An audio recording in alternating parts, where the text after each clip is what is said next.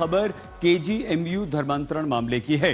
KGMU मामले में एक बड़ा खुलासा हुआ है। सामने आया है कि दिल्ली ब्लास्ट में गिरफ्तार आतंकवादी डॉक्टर शाहीन का भाई परवेज और धर्मांतरण का आरोपी रमीज दोनों ने आगरा के मेडिकल कॉलेज से एमबीबीएस की पढ़ाई की थी। खुलासा यह भी हुआ है कि इन दोनों ने मिलकर इस्लामिक मेडिकोज नाम से एक व्हाट्सएप ग्रुप बनाया था, जिसके द्वारा ये लोग धर्मांतरण की साजिश या हमारे देश में देश विरोधी गतिविधियां चलाने की साजिशें किया करते थे। इस खुलासे के बाद अब एसटीएफ ने अपनी जांच तेज कर दी है।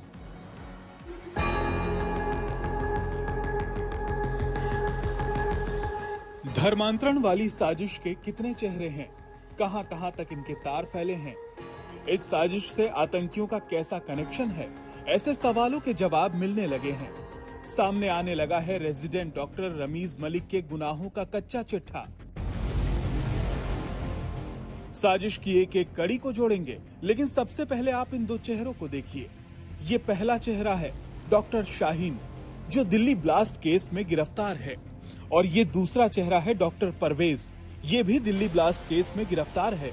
परवेज शाहीन का सगा भाई है और इन दोनों से जुड़ा था केजीएमयू का आरोपी रमीज मलिक।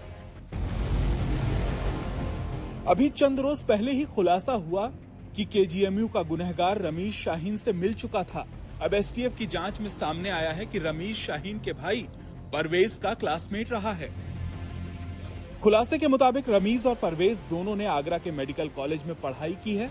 2013 में रमीज ने एमबीबीएस में एडमिशन लिया, परवेज ने उसी साल एमडी में दाखिला लिया। उसके बाद दोनों में दोस्ती बढ़ी, फिर दोनों ने मिलकर इस्लामिक मेडिकोज नाम से एक व्हाट्सएप ग्रुप बनाया। इस ग्रुप के जरिए वो टॉपर छात्राओं को टारगेट करते थे, धर्मांतरण की साजिश रचते थे, साथ ही देश विरोधी गतिविधियों को भी अंजाम देते थे। केजीएमयू में भी इस्लामिक मेडिकोज ग्रुप से मुस्लिम छात्रों को जोड़ा गया। इस्लामिक मेडिकोज में सारे डॉक्टरों को जोड़ा गया था और इस्लाम से जुड़ी हुई चीजें और इसके साथ साथ धर्मांतर से जुड़ी हुई चीजें और जो भी चीजें वो चाहते थे वो उस ग्रुप में डिस्कस करते थे।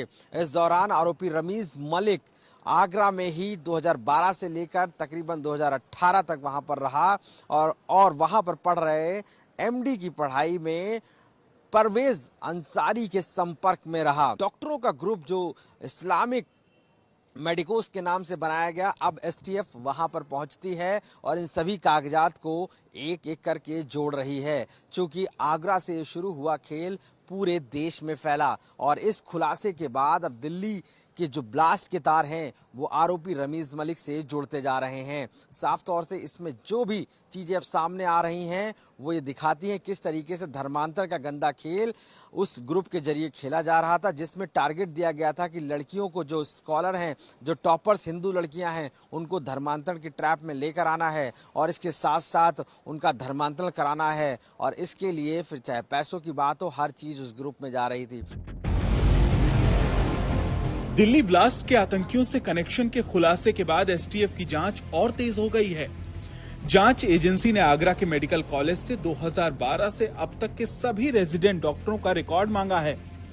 एक टीम ने कॉलेज जाकर जांच भी की है। एसटीएफ जांच कर रही है कि इस दौरान उनका किन किन छात्रों से संपर्क था और उसका प्रभाव कितना था। माना जा रहा है कि आगे इस नेटवर्क से जुड़े कई और बड़े खुलासे हो सकते हैं। आशीष श्रीवास्तव, लखनऊ, आज तक।